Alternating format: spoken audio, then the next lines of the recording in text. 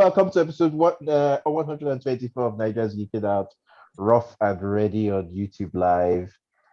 Today, everybody is in the house. There are no absentees. Nobody is missing, and that's because this is a pretty major episode that we have for you today.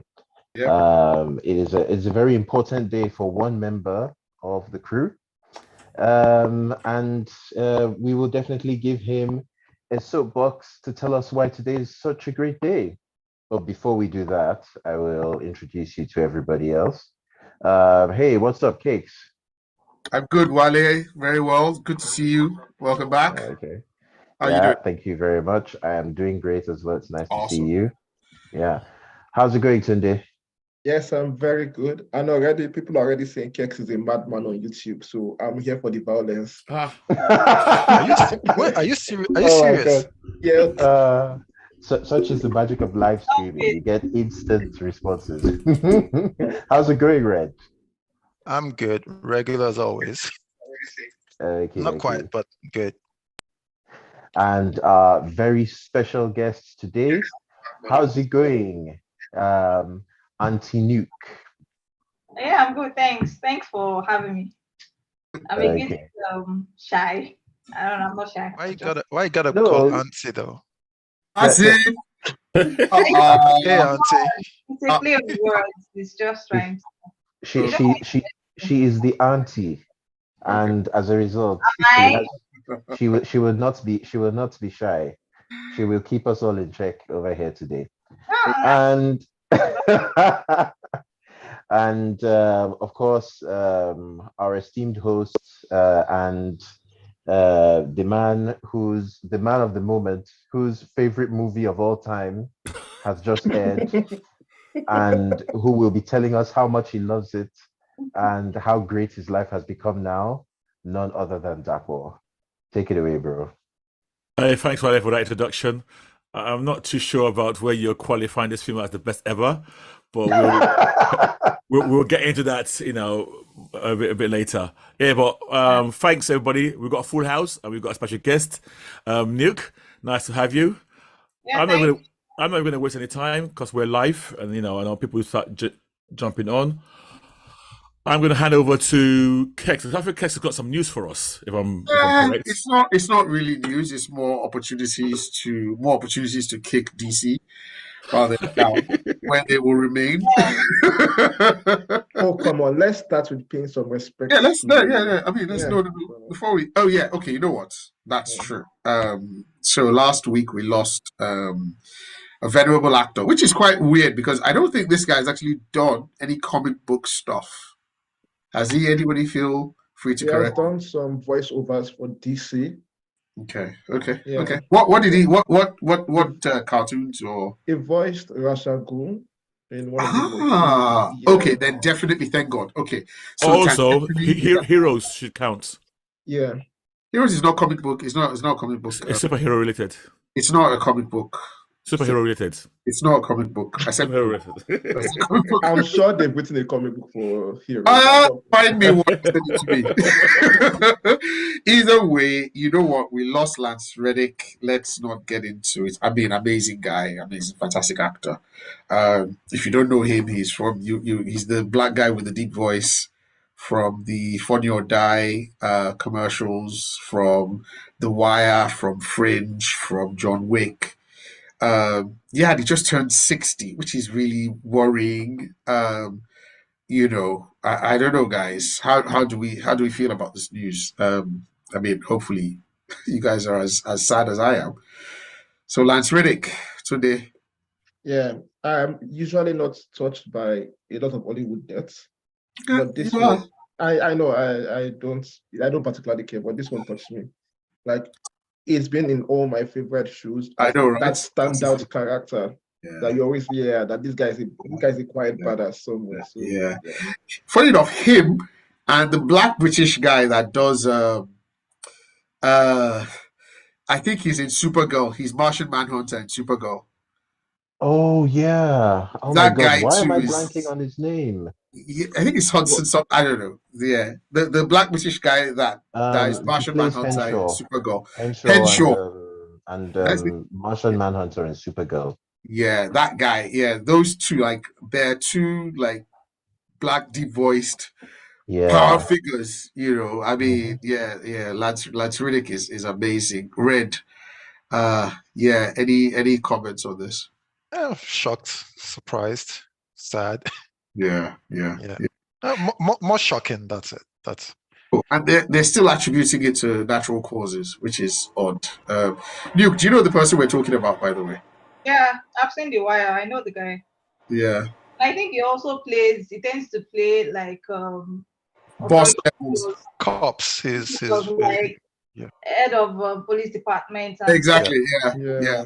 Like boss roles. Yeah. police chief. Yeah. Well, yeah. May he rest in peace.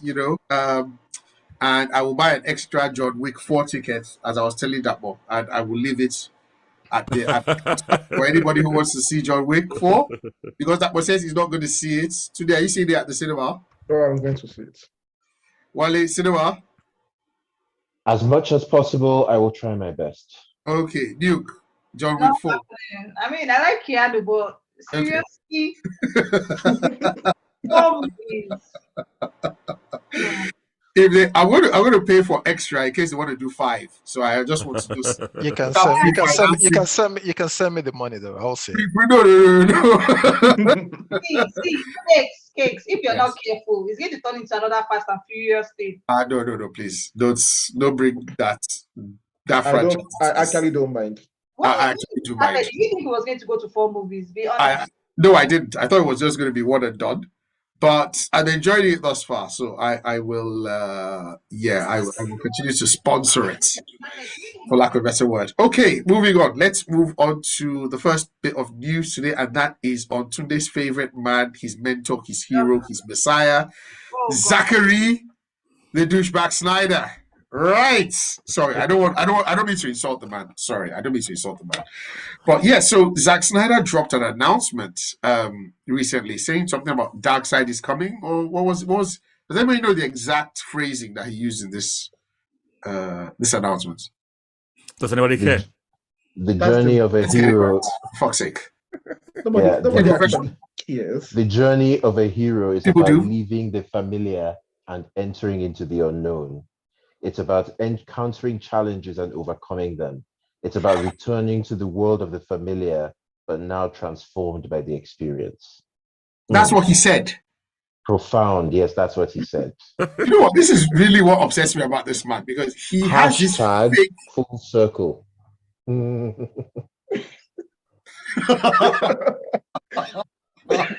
He is a narcissist. No, Period. no. I push back against that. He is a salesman. That is He is- passionate about- No. This is beyond sales. No, This because- is narcissism. Yes. No, because beyond all of this, everybody He's- that has met he's- Mapwete thinks he's a nice guy. Sucking No. his own dick. Tunde, it's a job. He's feeling He's himself. done. Oh God. I've Move tried on. his own Kool-Aid so much. He's That it has passionate. Like, It's ridiculous. It is. It's embarrassing. it's not. I mean, It is. He's off the property. He's done his job. Some people say well, some say not so well. We don't care anymore. Bye. Move on. He's released his own version. Imagine. He released a grey version, a grey edition of his own version. When He's gone the back- whole he's gone back to the fucking film is in He's black. gone back to the fans and taken fan feedback and rewritten the movie and released it as a new version. I mean, you guys are only talking like this because you don't like him. No, but that's Yes, not because true. if it was That's not a true, though. fan favorite That's the director situation of yours that we're that's in. coming back to Yes. talk about things like this, you guys Go are ahead. still watching things like Picard up and down. I That have a doesn't make any question. sense. I don't watch Go Picard. ahead. I'm Yeah, go ahead. for. Is this a X-rated? Is this X-rated? Oh yes, no, it's adults. Yes, You yes. can say you Yes, can yes. use whatever language you. When somebody was talking about like I think it was Cakes that he did his own version and he did his grey version. I was going to say that the only thing that remains is for him to do his own porn version of it. Somebody's beat His him own to it, I'm parody. sure, on Pornhub. I'm sure someone's beat him to it, but he'll probably do it in like slow-mo He will Honestly, sue that person and take the property. and then do it in Wow. slow motion. I mean, I'm tired of this guy. I'm exhausted. So he's made an announcement, and effectively, it's come out now that this is going to be some sort of a Snyder Con, where he will be we'll be watching, we'll be viewer watching and watching with him his 3 DCU movies, which is Man of Steel, Batman vs Superman, and Justice League, the Zack Snyder version. It looks like it's going to be the 3 movies, one after another, one on each day. The 28th, the 29th, and the 30th, perhaps, of this month. Yeah. So, and I think there's a Q&A as well. So I think there's going to be lots. So I have a question. Who does 3 movies and puts a con after his name after 3 movies? He has fans that Zack are passionate Snyder. about George it. Lucas. Lucas did it for. I mean, how many movies were in Star Wars? George Lucas is not 3 movies. It was George Lucas built a universe. Wale, he spawned a universe. He spawned a universe. What night and day. So then, what do you call Tunde and all the people like him that have put balloons into the sky? Reprobates and to spell They are his name. bots. Sky. There are people here that would pay for to him. If you guys if they're doing a screening of, let's say, the Captain America trilogy, the Avengers trilogy, people will pay money to go and watch those movies over again because they have their fans. This man has his fans that actually want to see it. They're actually looking forward to this content. I see your point, but I don't think anyone would big it up as much as he does his things. And Because it's not He has to. He has his fans. Do you want him to let his fans down? Like, So What Kex, do you want him to do? Do you want him? My- They put him on my- the pedestal. Do you want him to not stand on that my pedestal? take is this is a great idea. have this Snyder Cut event. Close the doors. he will not close the doors. No, Because no. That's problem. that's He what won't you're close saying. it. Wait. Close the door. Okay. The one event executives go there, pour petrol over it, burn the whole place down. Please. Then Okay. the toxic elements will be gone from Disclaimer. We do not advocate violence of any kind. Any thoughts or opinions expressed on this show are entirely the opinion of the person that expressed them, even if the person happens to be the host of the entire show. yeah, we don't support that kind of violence here, please. But when they honestly say the truth, it won't hurt you. What? No, see, I'm not going to watch it. I'm not going to be. I don't care about the event, but I recognize that this is a man that has a passionate fan base about the event, and let them have it. It's not going to affect anybody else. Like, it's their enjoyment. How is it? Why is it Tunde says all Okay. these things, but we all know that Tunde is going to be watching those things in his house with his watch perfectly synchronized to the time when the showing is like when the screening is actually taking place. Don't worry, Tunde, your secret is safe with my us. biggest fear about this event, I can imagine now immediately the free films that we finish, there might be a Q&A with him, and then he starts talking about, oh, I will add this bit. Oh, I was about to do this. Oh, this is and then he adds another 2-3 years worth of arguments of how his universe was going to be the best thing ever. Yeah. And that's what's going to happen. The only reason I think, Jaco, you hit the nail on the head there. This is gold. This is a gold mine of material for the diehard Snyder you fans. see, the only Because reason now why they know it's- that the Snyder universe is going to be killed off, and they've decided that James Gunn is going to be the next man to hate after Joss Whedon. They need something to mourn that they have lost, and that is what Zack Snyder is going to give them in that Q&A. He's going to say, if not for these people, this is the awesome thing I would have done for you. The only thing I would say, the only answer DC can give for this kind of thing is to make good movies. If they make good movies, nobody would care about the Snyder Cut. So let them have their fun. Let them do their thing. This is destiny is not tied to Zack Snyder. His job is done. Whether they make good movies or not, No, I'm he saying should the move only on. answer to these people. See, these people No, are going to have their I'm fun. sorry. Let them enjoy. I'm with Red on this. It doesn't have to be an answer. No. We always have cults of movies that are TV shows that were cancelled, movies that failed. We've always had cults for them. What's the name of this famous Firefly? It spawned its own cult for years. You guys don't have any problem with that. I don't see why there should be a problem with this particular. Are the Fireflies? Are they as toxic as the Snyderians? Well, There was no internet back there's then. nothing Like, to it be was toxic just social against, media. almost. Yeah. So There in a was- way, it was they're cancelled. not. They were more celebrating their show. Oh, they were toxic to Yeah, NBC. yeah. They were No, toxic to NBC. Yeah, They but not. attacked NBC for You can't compare to the level of toxicity. You know. No. The Snyder fans are almost as bad as the Star Wars fans.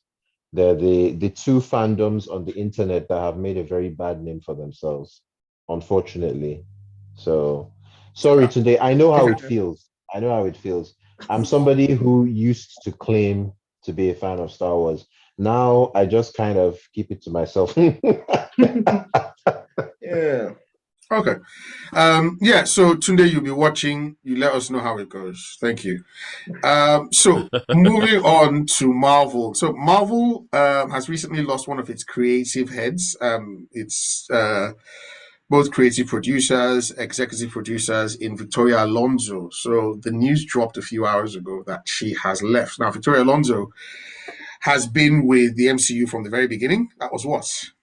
How many years ago is this now? 13? 20. Thereabouts? Yeah. Since basically- no, 2008. 15 years. Yes, correct. Yeah, since Iron Man. So Victoria Alonso has apparently stepped down, and there's been, there's speculations as to whether or not she was fired, whether she stepped down voluntarily. Now, this is someone who's moved up the ranks since based on the success of the MCU, she's moved up the ranks, and you'll see her name in just about every single MCU movie that you watch. Now, because we don't have any clear news as to whether or not she was fired or she stepped down or she wants to do anything different, it's kind of hard to say whether, well, this is sad news anyway, but to say what the impact of this is going to be, whether it's going to get us better movies, better TV shows, whether there's a rejig happening in the MCU, we don't know. What does anybody here think that this is going to have an impact? Positively or negatively? Now, one of the things that Victoria Alonso was pushing as well was more representation. I was gonna say that if the reason is social, then we're gonna see an impact in the quality. If it's not social, then maybe not. Yes. So Victoria Alonso is a lesbian, and she's noted and said it before plainly that she's going to be pushing for more representation. Yeah. I assume it was in terms of gender equality and we've been saying that in the shows, right? We have been seeing that in the shows. We've been seeing that in the shows a lot more. So if there's a pushback, and she's not happy with it, that could be a reason. Because I know, local politics here is DeSantis is fighting Disney. And is taking over some of their special status, and to the point that the immediate past CEO had to come back. Oh yeah, Bob Iger. Bob Iger. So so I don't know. So I'm just saying I don't know if there's something to it. If Bob return is saying, hey, we have to tone this down, and they're bats, and I don't know. That's why I said if the reason is social, there might be an impact, but I don't know. Before we go on, there's some comments I want to quickly read out. Okay. So when Kex was talking about her, someone mentioned that she could Jon Favreau as a replacement. Yeah. So maybe, and that the Florida issue is just pure. I will take that. I've heard the rumor about Favreau coming back. Coming back as an overall. So I don't know if the two are linked. If this news is linked to that or not. I don't know if Star Wars can spare him, because I know he's really, really strong in Star Wars with Filoni right now, even in terms of their movies. I don't know if they'll be able to pry. Well, it's the same company anyway. It's the same umbrella company. But Jon Favreau is absolutely amazing. So I would love to have him back. And to be fair, he's one of the people that started it all. Yeah. MCU. So that would be great. Because I think, and just one last thing, I think they do need to shake things up in the MCU. It's clear from the reception. It was critical at first, but now it's really starting to hit their pockets in terms of finances, particularly with Quantumania, right? I think it's clear that Quantumania is a flop. And even worse, stop smiling today. God, you can't even hide it. Jeez, man. Yeah, it's clear that they can't even hide it. And even worse is their big bad for the next phase is the actor has been accepted quite well, but as a big bad, I don't think people are convinced yet. I don't think movie watchers are convinced yet. No, they're not. As to the threat of Kang. So yeah, I think Marvel right now, the MCU. I will say this. This is my honest opinion. It's in trouble. It's taken a long time for it to actually get into trouble. But right now, it's working on very, very thin ice. So I wouldn't be surprised if this has anything to do with shakeups and stuff going on in the background. I wouldn't be surprised if more people leave shortly. I think she got promoted to her current post in 2021. Yeah, before the release of movies like Eternals and so on and so forth. So she's basically been, it's like she got to that post and then it was bomb after bomb after bomb. So there is of course the social aspect as well.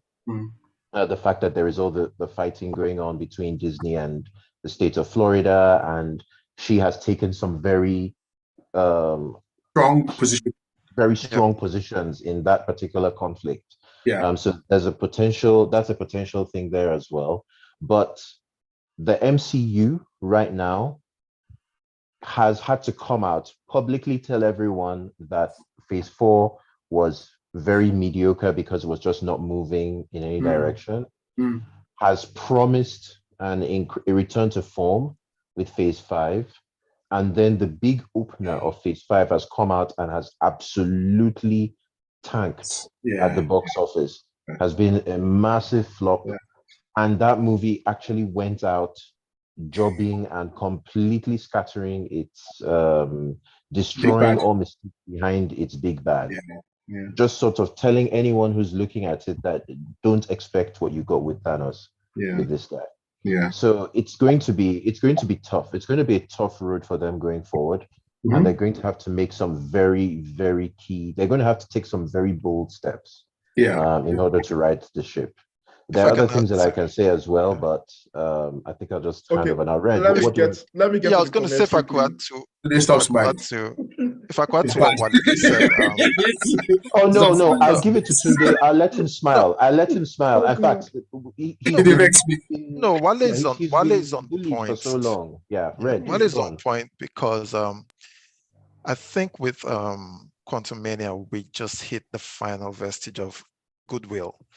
Goodwill's been pushing. Let's be frank. They've just been living on goodwill. Oh, we've loved what we saw in the past. Maybe, just maybe, you get back to form. Maybe, just maybe, but they've never been. And with this final start of Phase 5, where we are, I think everybody's just flat.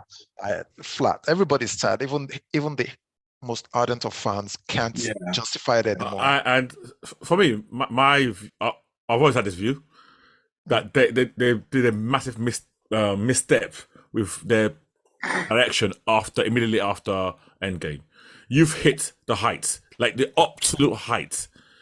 What they were trying to do is keep on chasing that height. It was almost an impossible task. And I think I've said it before, I think Tunde's also said this, they should have spent the next 2 years calming down a bit, focusing on what happened in the blip, really slow things down. Explore that, Let people calm down, but what they try to do is chase it. So, multiverse of madness, Quantumania, not chase it, milk it. Well, they're trying to chase the same high they had with Endgame, which is almost an impossible task. But I can also see what would have happened, even if anybody suggested to Disney that, listen, let's take a step back, let's calm down, let's reduce like 1 or 2 films a year. Disney will say, are you mad? After all these $1 franchise. I want these movies pumping out more and more. Yeah, exactly, Darko. You're perfectly right. There's perfectly been a right. lively It's a argument failure going of. on in the comments, so I really want to just get that Oh, out. yeah, go. Okay, Jay. go ahead. Go for comments, Yeah, like a couple of fans are arguing whether there is a CBM fatigue kicking in, and the backdrop against that is that nope, it's the writing that's actually an issue. Someone is mentioning that Kang is going to be the villain in Moonlight season 2, and I heard that. they require. Someone said also that Marvel actually requires a Q&A, a QA. I mean, And what? Say that again. a Quality QA, quality assurance. assurance. Oh, Yeah. quality assurance. Got you. Yeah. Got you. A lot of people are Yeah. agreeing with us about the threat that the Kangs don't feel like a threat at all. And a very funny comment that Marvel is in DC's 2016 phase right now. That got a I lot wouldn't, for I me. wouldn't go that. I wouldn't go that far. You know what? But you know what? You know what? I reject it. In Jesus' You know name. what? You know what? We joke, It stings. but I'm looking at Let's- things. Yeah, but we're looking at things. You look Yeah, at let's be DC, fair. right? They were chasing things in a capitalistic fashion. They were like, no, you're leaving money on the table unless you do this. You've got to do this. You've got to do this. And they came out with this corporate nonsense. And of course, we ended up with the Zack Snyder stuff and all the terrible stuff they've been doing all this time.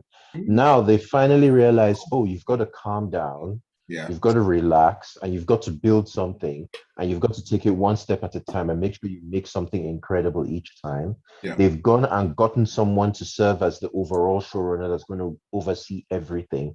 They're thinking long term. The chance that the James Gunn era of DC is going to be great and going to be similar to the MCU is very high. That chance is very high. They have someone with inside knowledge of what was going on in Marvel. James Gunn was supposed to run the next phase of Marvel, but he didn't. So he's someone who was actually being groomed to take that position. And he knows what made the MCU work. DC has wiped the slate clean, so they have all their top characters, unlike Marvel, who have killed off their top characters. So they're forced to sort of dig the B grade and the C grade. They have X-Men that they don't know what to do with. They have Fantastic Four that they don't know what to do with. It's going to be the chance that we're going to just be dud after dud on the Marvel side. I wouldn't say they don't know what to do. Ideal world. In an ideal world, yes, that could probably happen. But I mean, I don't have any misgivings about the DC universe and even James Gunn. I like James Gunn. I like the first Garden of Galaxy movie. I liked it, but I don't know. I just feel that they've done so many bad things and like so many bad things, and I don't have any hopes. I don't believe in I don't believe in a Messiah effect, right? I don't believe that there's one man that's just going to come and all of a sudden everything is fixed and la-di-da, we're happy and happy go lucky and all of that. So I'm not a DC fan, you guys know. Guys, I honestly, I would not say that I'm praying for them to fail, but but you are. We are hoping. We are hoping they do. But then at the same time, I'm not going to be placing any bets on them. So, Okay. Yeah. Before we Please move on, I'm going to read the comments. Ignore Fallout's comments. I'm going to. Oh, why did you spoil Anything me? Fallout says, please I was ignore, going to please. ask you guys to guess who said that thing. I've seen it. So Fola is basically saying that we here on the podcast are making excuses for Marvel. That he reckons it's pure bad writing and that we're just trying to make up excuses. Yeah. But nobody made any that's what we excuses. said, We've though. acknowledged that it's bad. That's what we said. We said it's bad. We said Goodwill pushed it. No, I Nobody said it was good. think what Fola tried to allude to is that we're saying the approach was wrong. They tried to chase the high of any game. I think Fola saying no. If they had good writing, all these films would have still been good. Yeah. No, but that's still the same thing, though. No, I still think Motive. The what versus the how. No, I even think even with good writing, if I'm Or the being honest, why. Yeah. because I don't think all of them were bad writing. So I personally like if I take let's take Multiverse of Madness. Yeah, there was about maybe a 10-minute block in that film that I would have removed. Overall, I thought it was good writing, but I thought the way they positioned that film was just wrong. And I think what they were trying to position as a big multiversal mad. No, this is just one. This is one that's a billion. But remember that Multiverse of Madness is the closest one to a billion since. Yeah, I understand, but So that's a good one. Yes. Oh, yeah, it's a good one. Yeah, but I was saying, but then if I look at No Way Home, again, multiverse, again, in my mind. No, however, the writing of No Way Home is not particularly good. It's not. Yeah, it's Like average. if you look at it honestly, like it's bringing. No, I would disagree with you. It's just okay. I that's fine. Let's not go there. No. The writing Let's is not not. go there. It's not. I Okay. promise you, the writing is not. So, guys, let's move on. Just that. Yeah. Hang on. It's Yeah. just that he has an emotional. It packs an emotional bond. Right.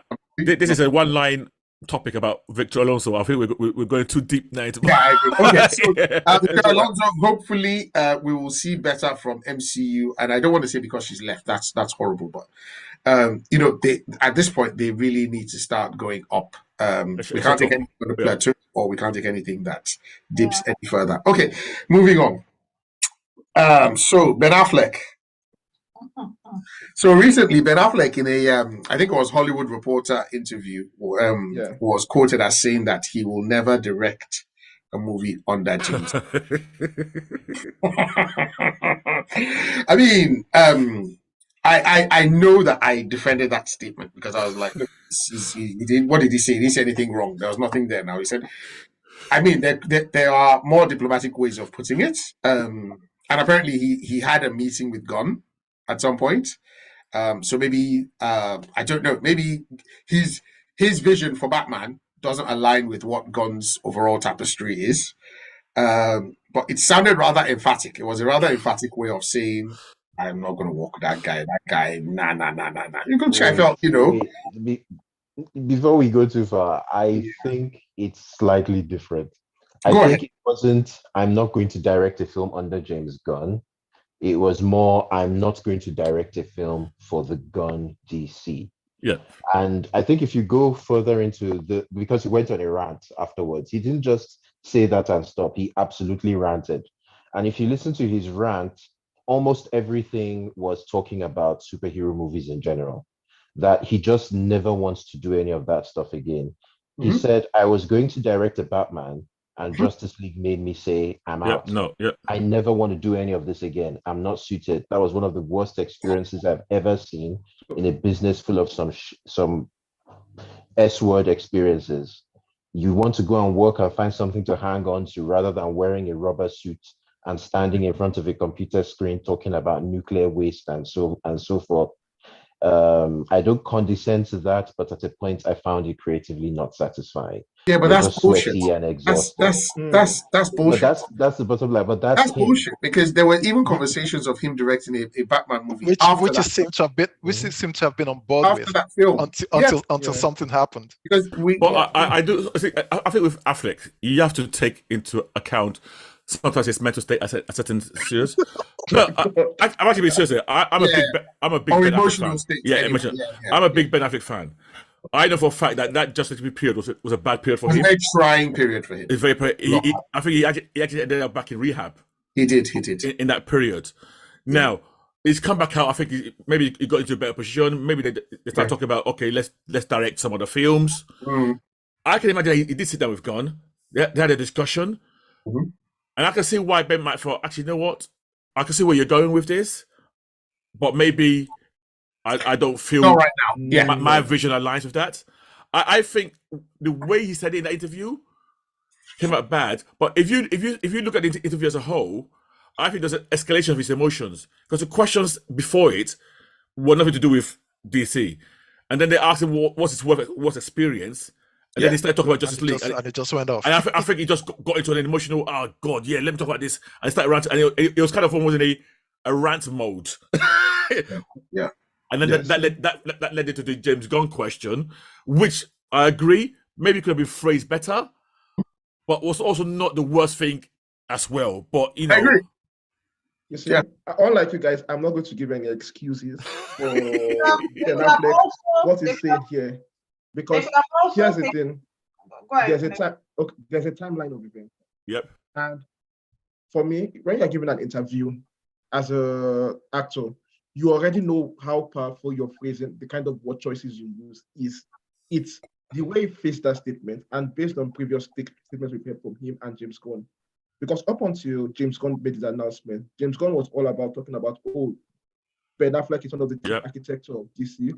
Yeah. Even a few weeks ago, was saying, oh yeah, we know Ben Affleck will not direct Batman and Robin, but we're still looking forward to him and whatever project he wants to work on. So this statement coming out now, it just feels for me, yes, he has issues with Warner Bros. As a whole and this thing. For me, it feels there was a falling out. Very emphatic. And yeah. he was very emphatic about that. Yeah. Look at this guy now, Sandberg, that directed Shazam. He Yeah. has come out to say he's no more directing superhero films. Yeah. And he didn't come out like he had anything against the higher ups when he was basically saying the same thing that Ben Affleck was saying. Yeah. So for me, him mentioning Gunn and saying, "Oh, I'm never going to direct anything," but it wasn't necessary. There's more story behind that, and I'm looking forward to hearing when it comes out. Could it be possible that maybe he wanted to do his own thing outside the universe, like how Joaquin Phoenix Joker? Yep. So maybe okay. Maybe it could have, and maybe they said maybe not now, because I think if I understand the plans currently, so outside of the God universe. So the plans currently is we have the new main universe, we have the Batman universe, which I think is also now is the Jokerverse. I'm not sure. It's not. Okay, so 3 universes. So God might say, actually, you know what? I can't do another Batman verse at the moment.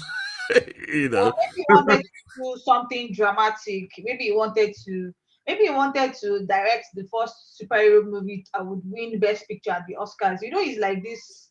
Yeah. Hollywood. He's like Hollywood. Trust me. I would love. Yes, I would love. Yes, I agreed. I would love an Affleck Batman. Yeah. I think it would be excellent. You could have done that. Yeah. So that's maybe he wanted to do that, and maybe that did not align with what James Gunn wanted. Yeah. Because James Gunn is already very clear about the kind of Batman story he wants to tell, and that's Batman and Robin. It's his son Damian. You guys just relax. Ray Fisher will tell you guys what happened. There's a comment on the YouTube channel that I'll read this comment out. Who gave Nuke a Naija's Nerds top? Even me as a special guest, Ukrainian guest, did not get one. What nonsense! Nobody gave me. I went to see. I'm a Nuke fan. I didn't happen myself. I went and I got myself. Yes, it was. Why is he typing it on YouTube? Come on live. Come on. Challenge. Nuke, please, can you not attack Nuke, can you not be attacking our guests, our listeners, please? I'm not attacking anybody. You're being very violent towards our listeners. Nuke, please. They say you should pay your own money too and buy top. So there's a comment I want to point out quickly on the topic. Daniel mentioned that it's funny how Affleck, Sandberg, and Wan are all living the superhero genre this year. I mean, it's expected, but it's also noteworthy. And they're all from the same house. Yes. They're all from WB. That's not the point here. Right? No, but it's the point. I mean, I've told you, inherently, that whole WB setup is wrong. Inherently. And so, when I say inherently, I'm not even talking about stuff like that. Even before, let's be frank. Look at the Superman franchise. Started well, we know how that went. Same with the Batman. It happens time and again. Because Warner Brothers, the way they operate and the way they treat, I mean, DC is just a small fraction of their empire. Yeah. And it's treated like, oh, we only give you money to do Superman because we only trust Superman. We only give you money to do Batman because we only trust Batman. And you have to do it this way. Oh, and there's no real love or somebody. Look, I said love. I'm talking about a person like we had in Marvel, who, luckily, Kevin Feige, the type of person like that who's even allowed to do what they need to do. Because I think let's talk about Zack Snyder, and I will say this now. I will never repeat it again in my life. The moment you've hired him to oversee, they should have let him finish everything he wanted to do his way. You made that mistake already to hire him. Let him finish. 100%. That's my belief. Even though I did not like his vision, I'm not a Zack Snyder fan, but I still believe he should have been allowed to conclude his whole thing, and then you can then talk about restarts. I get it, but I think because let's not go into it. I don't want to talk about the execs watching it and being like, look, we can't. I don't know what they could have seen that they were like, you know what, we can't release this. You know, is it not this? What did you see? Was it not? I bet you, honestly, what you saw was a curated version of what the guy. That's just my with more fan feedback. So let's make it clear today. What we saw, what that final release was not what they saw. That was a remix, an addition, a take on board feedback. Were not that much. Okay. There were additions. I totally disagree. But again, were you in the room? Were you there? No, because we saw no. I'm saying that in that one we saw the scenes that were clearly added to it, and it was very obvious this were added scenes to it. Like what's his name? Martian Manhunter, the Batman scene at the end, the Joker scene. It was clear that this scene. Today, may I just say something, if you don't mind me saying something? Yeah. You remember that there was Green Lantern was supposed to be in the movie. Oh, Green Lantern was supposed to be short scenes, but Green Lantern didn't appear. So not only were there additions, but there were also things that he had cut out. Exactly. Now, and the ultimate story was, and I don't know if this is correct. Please, anyone out there, please correct me. If I remember correctly, was that at some point Batman and Lewis were supposed to get together. That was like part 4 and part 5. Not this one. But no, Zach is someone that he'll have been dropping seeds to this. Including things like maybe Batman and Lewis looking at each other, licking lips, or some shit. Something. Just showing that these people then go chop each other later. He had to take it out now. So those are things that those execs would be looking at. What's this guy showing us? And he would have now been like, okay, this can't work. Let me snip it out. But you know what? He's done it. He's done a great job. Happy for him. And Snyder Con. Let's move on. Right. Let's move on to the meat of this episode. Right. Yes. The big story. Yes. And every time I say it, I know a little bit of that what dies inside. And I'll say it again. Shazam. Shazam 2. Yes. So, Nuke, have you seen this film? Yes. Nice. Red? No, but if any one of you gives it a 4, I'm going to come through. I'm going to knock you through the screen. How can you talk? You're not seeing the film. You want to be. I don't expect. I have no expectations. I'll be shocked if it's good. I'll be shocked if it's good. It's 4.9. I read if he gives you 4.9, you have to do better than him. So that you're going to give it a 5. No, I've not seen it. Okay. So I think Wale's seen it. That was seen it. You saw it on Thursday, I think. Okay. Yep. The three of us saw it together, myself, yourself, and Dakwell. Yep. That's right. We saw it on Friday. Today you saw this on Thursday. I think it dropped on Thursday in certain cinemas. Yeah. Right. This is a sequel to the 2019 movie 4 years ago. So even that gap is a bit worrying. Okay, although this was supposed to come out last year, right? Christmas last year with Avatar. It was pushed back. It ran away from the. Not that helped it at all. No, I think we'll get to that eventually. Unfortunately. So this picks up again with the Shazam family, or with the Shazam family. Captain Marvel family. Thank you very much. Shazam family. Already. Captain Marvel. Now, it's 2 years after the event of the first movie, and they are the resident superhero. I wonder if I should. Are we doing spoilers now, or should we say spoilers for this? No, this is a recap. We're going to do reviews, ratings, and then we do a pause. Yeah. And we go into spoilers. Okay. As we do normally. Yes. So it's 2 years after the events of the first movie, and the Shazam family are now the residents. I don't know whether to call them superheroes of Philly. Yes, I don't want to say. We'll talk about that in the spoilers. Yes. Of Philly, learning to cope with their powers. And at this point in this movie, Billy is turning 18 in a few weeks or in a few months. And so he's dealing with kind of, almost becoming a man and moving out of the system, or aging out of the system, as they say, and trying to keep his family together. So there is a theme of family. And then we get introduced to the two baddies, who's Lucy Liu and Helen Mirren, who are our gods. I think Calypso and I can't remember what the other person's name was. Wale, do you remember? Do you know what Helen Mirren's name was? Nyx. So there's Nyx, and she's the sort of like the goddess of night and death. Oh, okay. And then there was Althea, I think, and Althea. Yeah. Yes. yeah. Yeah, That's Helen Mirren, right? Yeah. Yeah. Okay. So she was and so the two villains come in, and now they are basically trying to steal magic back so that they can go back to the realm of the gods and kind of reawaken the realm of the gods. And who's got magic? Well, the Shazam family. So they're basically going around trying to depower the Shazam family and then take that magic back to their realm and then restart the realm. Now, this is in a nutshell the movie.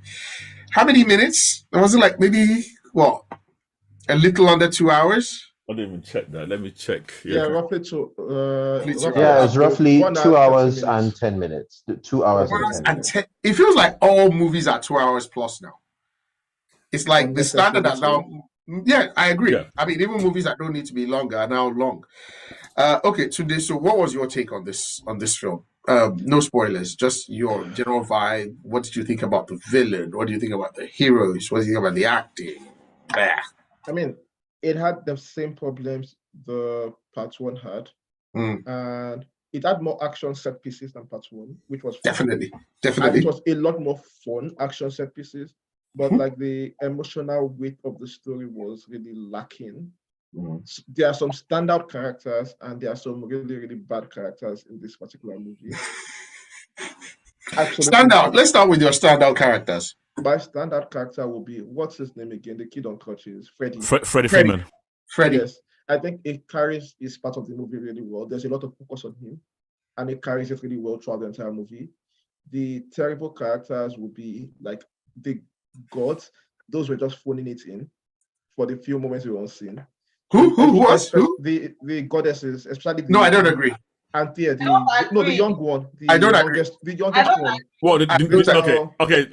You mean the young girl? Zegler, like, that was just trash. Lucy Liu and Helen Mirren, there were some scenes where they were chewing it, but like overall, it was like, what are you guys even doing in this kind of movie? And they were like in a completely different movie at some point in time. And then the main character, Zachary Levi, I love this guy to death. I love Chuck. Yeah. But he's too goofy for this movie. It's the same problem since part one, and it's the same problem here. And it's even worse here because he's supposed to be a teenager, not a preteen. Yes. It's as if he doesn't know the difference. He acts like someone that has ADHD. Like he's we've said this before. We've said this so many times, but his Shazam persona is so different. It's so different from Billy. Yeah. It's very stark. Yeah. Like Billy is way more muted. Yeah. Billy, it seems like there was a go on, Tunji. Yeah, if you notice, Billy was barely in the movie at all. Yeah. Yep. And that was like you know what that made me think when I was watching the movie? It was almost like somebody realized how different they were, and they wanted to not highlight it as much. They actually Billy kind of let that cat out of the bag. He, in an interview, they actually said, "Oh yeah, they've noticed that a lot of people said there's a lot of difference between him and Zachary, and that in the film he tried to act more like Zachary." Yeah, I noticed that as well, and it didn't work for me. No, it didn't. Zachary should be trying to act more like him. Yeah, because Billy he's nailing the character. Precisely. So, Billy in the film was more like the Billy in the comic books, in the new Shazam comic books. That's very moody, very grim, very, very dark, sort of like troubled teen. Yeah. And Zach is just like goofing off like an idiot, So, just a little, like it ridiculously so. Like he's shooting lightning at bottles. He's like, it's the same issues that we had in the first one. It's almost like a vehicle for him to just be a Deadpool or just do jokes. Right. I want to mention. I want to mention a film that this reminds me of all the time. The film with Rock, where they change bodies with kids. Does anybody know what I'm talking about? Jumanji. Jumanji. Yes. So in that film, in part 2, somebody changed bodies with Danny Glover, and I think it was Aquafina, if I'm right. And what she did, she was acting the way Danny Glover would act, but it was Aquafina. She did so well. I was so impressed. Oh wow! You know, you look nothing like Was it Danny Glover. Danny Glover or Danny DeVito? Danny Glover was in the movie as well. Yeah, Danny Glover was in the movie as well. But Okay. Vito and Glover were both in the movie. Yeah. So I think all of them changed bodies. But I think Okay, I've not seen it, but Yeah. I just Oh. remember the So cast. when I saw that, I thought this is exactly what should have kind of happened. Yep. In this, so you find somebody who could act that person, that way. And it's not like he can't act that way, because in Chuck it was funny, but it wasn't funny like it's funny Okay. So it had this dry humor where it was a bit awkward, but it was still making like wisecracks and all of that. So I think it should have leaned into that character. It was a wrong stylistic choice for the Captain Marvel character, to be honest. And I blame So- the director for that. I agree. Honestly, I agree. Yeah. I agree. Which is weird because he's a very big Captain Marvel fan. Yes, yes. My So- favorite part of this movie Mm. actually was when we had all the teenagers together talking. Like at the beginning of the film, you see them together talking. That is actually, because that's the kind of thing I was looking for in this movie. It's a family movie. Then you see later on, it's there, and there are a lot of messes going on later on. The plot, I'm not even going to justify that with an answer because with the review, because it's nonsensical and it fits the tone of the movie that they're going for, but it's fairly nonsensical. It doesn't really matter what's going on. There are some very annoying advert placements that happen in slow motion that we'll talk about, but there's that. And Okay. then the ending. We'll talk about it in spoilers. About The spoilers, but yeah. problem, the product placement. Yeah, I had a big problem with that, and they kept saying it, and I looked at that. I was like, it's like, are they getting paid? It's too blatant. It's Michael Bay pushing It Coca-Cola. was really bad. It was really not bad. tastefully done at all. I mean, we'll touch on it in spoilers. Sorry to interrupt you, Sunil, but one part that I don't agree with you, and that Owale and Nuke, maybe you can chime in, for or against. I really liked Helen Mirren and Lucy Liu in this. I agree with you. I agree with you, Kex. Elevated it. I agree with you, Kex. Totally. Totally. Lucy Liu gave Daenerys vibes. Like, Yes. so I mean, she was really good with her dragon. Listen.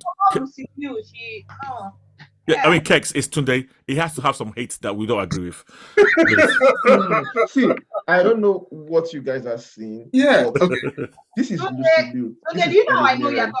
talking We know the level of acting these guys can deliver on a good day, like on even a bad day. And then we now have this movie. that you are talking nonsense. So everybody's ganging up on Tunde. Let me but finish. you Let me notice that finish. I Let me kept my finish. Let mouth. me finish. About You notice that Let I me kept my let me mouth tell you shut. why. So Tunde might have somebody who agrees with him in this Wait. case. but Let Yeah. him continue. Go Let on. me tell you why I know he's talking nonsense. When he first started, he said that he liked this one more than he liked part one, right? Do you Yeah. remember that you and I saw part one together? And I Yeah. know you enjoyed that movie. I what? You enjoyed that movie. I One of enjoyed the this reasons movie. why I'm not saying I didn't enjoy this movie. I've not said I didn't enjoy this movie. Wait. The way you are bashing this movie and you're Oh. making this movie higher than part one. I saw part one with you and I saw how excited you were. We were in the cinema together. And yes, Receipts. I was why excited. I do not like DC fans. Nuke, I have a process here. Nuke, can you expose him? Can you expose him more, please? I need to Their collect. own. See, it's so annoying to me. I saw that movie. Like, weird. So you enjoyed that movie so much. And I came out, I was like, okay, Shazam, yeah, not bad. I don't like this, but this was an enjoyable movie. I'm saying I enjoyed this movie. Okay. But I'm saying that Lucy you in this movie. You weren't feeling They them. came here. I didn't feel them because they came here. They were reciting stock villain lines like Lucy Liu said, "Oh, I'm going to destroy the world," and you're just watching. And you're like, "Are you even this thing you are doing. Yeah, but those are lines. They don't mind them. Look, Okay, go for on. me, when I saw those two characters, it really did feel to me like they were acting in like Fast and a Furious. wrinkle, a wrinkle in time or something. They seemed like they were on vacation and they were just phoning in the lines and hamming it up because they were doing something for Disney Channel or something. Wait. That's what it looked Wale, like. were they phoning it in or were they hamming it up? It looked like basically it was like, oh, we're here doing this thing for the kids, so I'll get to wear this helmet, right? I am Calypso, and this is how I am. This wasn't a Lucy Liu performance. This isn't something that you would say, oh, this is what you have Helen Mirren in a movie, and this is the grandiose character that she's playing. No, she was there like she was doing something for her nephews and nieces or for like her grandchildren. Like, hey, look, it's grandma. She's jumping up and down, and she's a The best example I will give you. goddess. Okay. That's what it looked like to me, and The Okay. best example. I was The best like, example I will give whatever. you. Okay. You know, Kex, the it best looks example I'll like I'm give you- watching something on Nickelodeon, so I was like, okay, whatever. Exactly. And- Look at Kang. Kang and Ant-Man. Ant-Man was a silly movie, but you felt the gravitas of You felt Kang the in that. gravitas You of felt Kang. it. Even if it was saying rubbish, You you still knew felt he was that not- gravitas. Exactly. It's like you don't belong in this film. Honestly, You don't belong. I felt that with Lucy Liu and Helen I Mirren. did not. I really was genuinely never thought that they threatened acted by it. very well. But Yeah.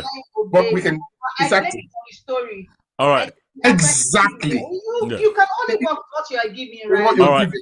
You Kex, give me nonsense. Kex, get everybody's view. I mean, nobody's about the film itself before you get lost into details. Okay, sorry. So Nuke, what was your take on the film?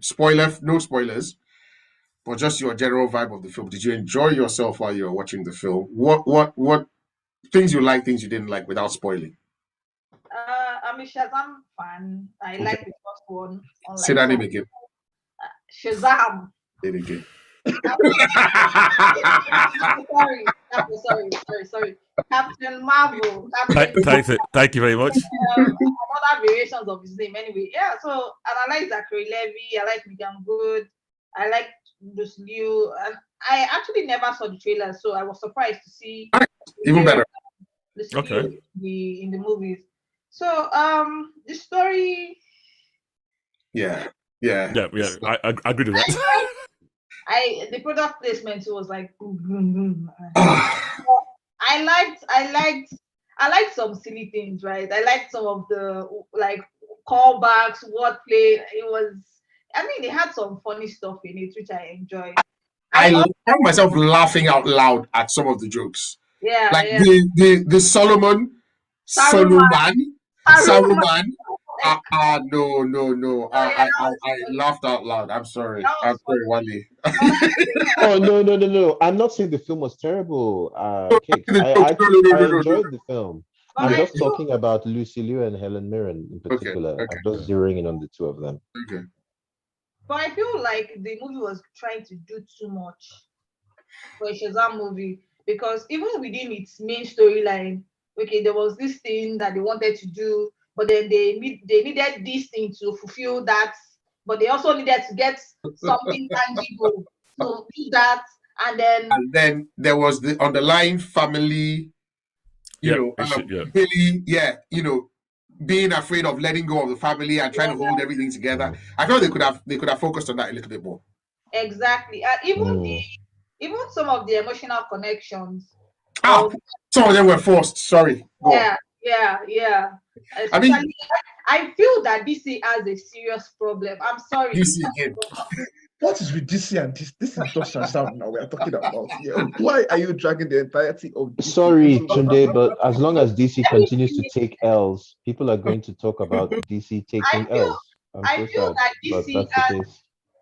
DC has a really, when I say uncomfortable or corny way of depicting mother-son relationships, because the same thing that I had with BVS was just so corny. It was so corny. I wanted to scratch my eyes out. Yeah. There was this moment that was so corny. It was like unnecessary. Yes. So Can I wait? Was it?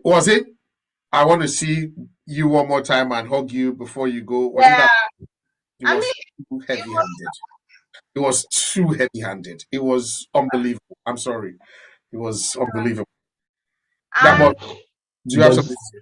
There's there's one thing I want to quickly chime something in just to respond to something in the chat. Daniel Orji says, but you guys said Kang didn't feel like a threat minutes ago. So this if you go and watch the Quantumania review, you'll see a whole bunch of things said there.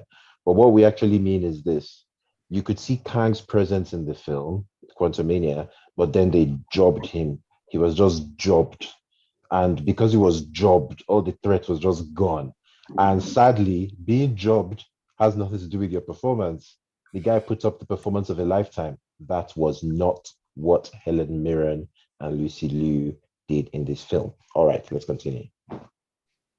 Okay, so mother-son relationships, and I was asking that what did you feel the same at the part that Nuke and I are referring to, where Yeah, if you're talking about the relationship between the parents and the kids generally, it was a mess.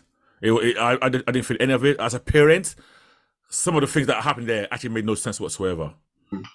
I don't want to get into spoilers here, but the actual core storyline about Billy reaching 18 makes no logical sense. If you as a parent would not have had that discussion way before, it's actually very stupid.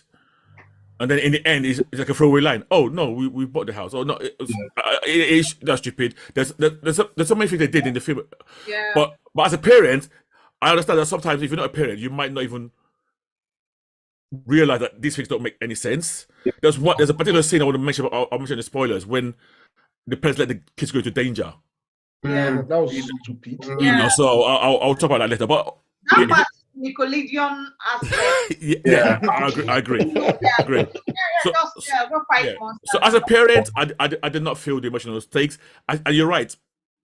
Even between the siblings, there are some of the siblings that were given a lot more meteor roles, and some of them had a lot more charm than others, and you could feel it. Freddie Freeman was the star of the film, without a shadow. absolutely, Agree. absolutely. Yeah, he was. Like Big and Good, and I like Big and Good. Now, Are you saying Megan Good as a child, or Megan Good as a child? Girl, yeah. Okay. Dana, Yeah. she was all right. She was good. So, I didn't really have any issues with the kids. I had with some. I had with some. Okay. But overall, I like the film. Okay. I think it's almost the same level as the first one.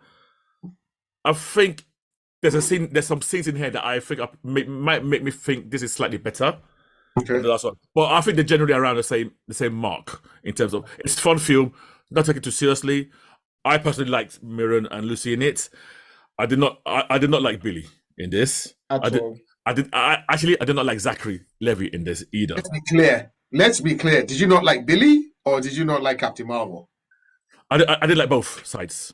Oh, really? Yeah, I did like both sides. Barely in this film. Yeah, Billy's barely in it, and I think that worked better for the film because I think when you see Freddie Freeman's performance, and then you go to Billy, it's chalk and cheese. Yeah. And Freddie Freeman was the main character. I think for the first film they realized that this guy's got more presence in the film, and so they leaned into him. You literally hacked my brain. Yeah, so I think it's a good choice. Yeah, absolutely. I have no. Yeah, I think they wrote him as though he was the main character. Yeah, and he did a good job. He did a fantastic. Yeah, exactly. He's part of the reason why I enjoyed the film. I liked it. One of the opening, and I'm on record. You guys know my views about this version of Captain Marvel that they're doing. It's not my favorite, but because I love the franchise anyway, I still kind of support it. I like setting opening. There's a couple of action scenes that I liked a lot, where they showed the whole family in action, and I kind of enjoyed that. And I wish they did a lot more of that, but they did. But overall, I mean, just to give you a general view before we get to I enjoyed the movie. It's not a great film. Let's be very clear. But if you like the first one, there's no reason why you won't like this one, in my view. Yeah. So I like Zachary Levy. I like him a lot. I think he's very charismatic. I think he's a good-looking guy. I think he's funny. I do not think that this is the movie for him. because he was riffing a lot, like too much, and I know we've talked about that, and it just doesn't work here. He would be a better Booster Gold, really, than Captain Marvel. Yeah, it just You doesn't are work onto something, Cakes. You are absolutely Yes. onto something. Yes, And- indeed. This is better as Booster Gold. as Booster Gold. And I'm looking, and I can see that I know it's a really horrible thing to say, but I feel like he's already getting old for this. Because no, it's I can tell. I mean, Captain Marvel, I would say, when he changes to Captain, from Billy to Shazam, Yeah. he's probably someone in his mid-30s, maybe early 30s. Like, he has a very fresh-faced look. Yeah. But this guy, he's 42 years old. The actor is 42. And genuinely, he looks like he's in his 40s for me. And I could tell. And I was like, there's just... The first thing I would do if I want to go for this character, I have to recast. As much as I like the actor, but we need to recast. Now, my worst thing, and he's not my best thing. My best thing in this film is, like everybody else, is Freddy.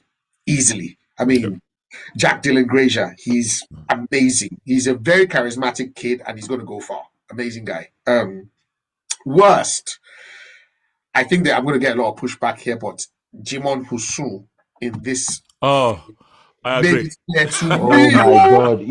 You know how I know I agree with you, Cakes. You know how I know I agree with you. It's because my brain has surgically removed my memories of him in the film out of my. So I've been planning what I'll say for my own review. I just did not even think about him at all. It's like Yeah. he wasn't. He was bad. We're not going to talk about. We're not going to talk about him. Let's not. Yeah, he's a brother. He's a brother. No, we have to talk about him. It was bad. Because he's whining about not getting paid. I will not pay him for that. Listen, I'm not paying for that. What That's what I'm payment saying. does he He's want? whining about not getting big bucks. So based on what you guys are saying. Listen, this film had a budget of 125 million. Yeah. Probably why they were doing all this stupid sponsorship thing or all this product placement, trying to make money, and probably why they paid money to this guy. Like, probably paid like £150 to come and do that role. I don't know. Man. Sorry for that, Fran. Sorry, I apologize. Carry on, guys. He was bad. It was bad. It was terrible. He was. They ruined the character. Honestly, Yeah. they turned him into a joke. Yeah. An absolute joke. I mean, you ask, and we say yes. and his acting is just so not good. Like he's not effortlessly funny. He's a very charming guy. Don't get me wrong.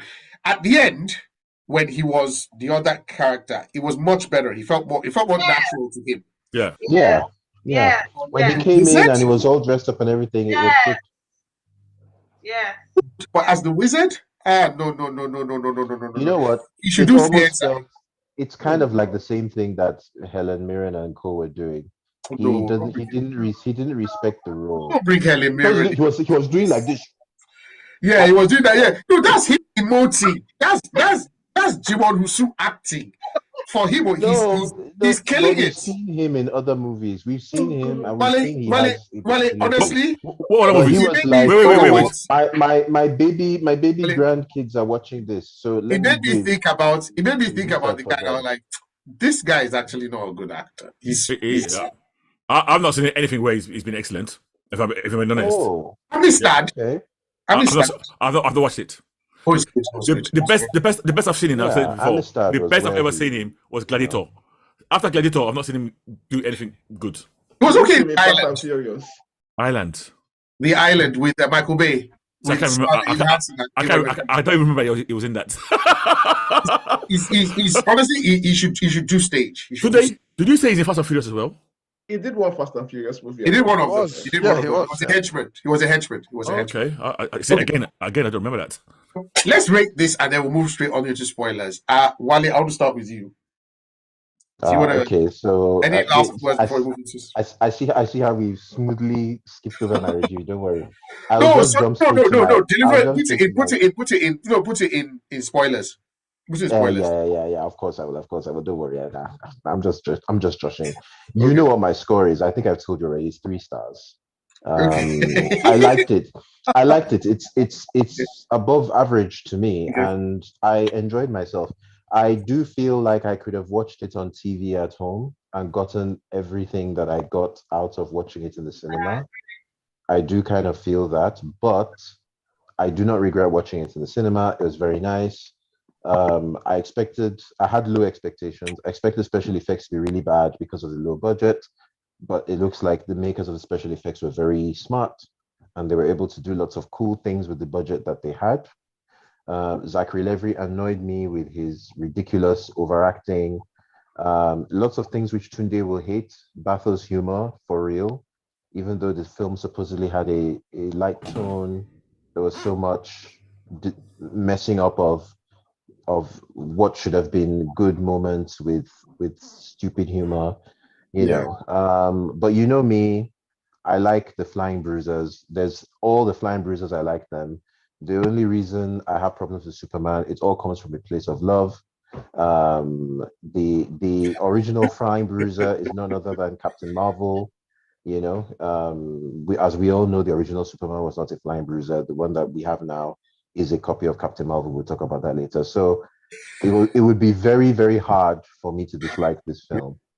You know, so yeah, I had a good time. It was great. Okay. 3 out of 10, 3 out of 5. Okay. 3 out of Nukes. 5. So we do a 5-star system. Do you want to give your score? Well, I liked it, but it wasn't. Okay. It didn't stand out. The main Okay. thing I enjoyed. I liked the Daenerys scene with the dragons. Mhm. I enjoyed the Mad comedy. women stand alike. Continue.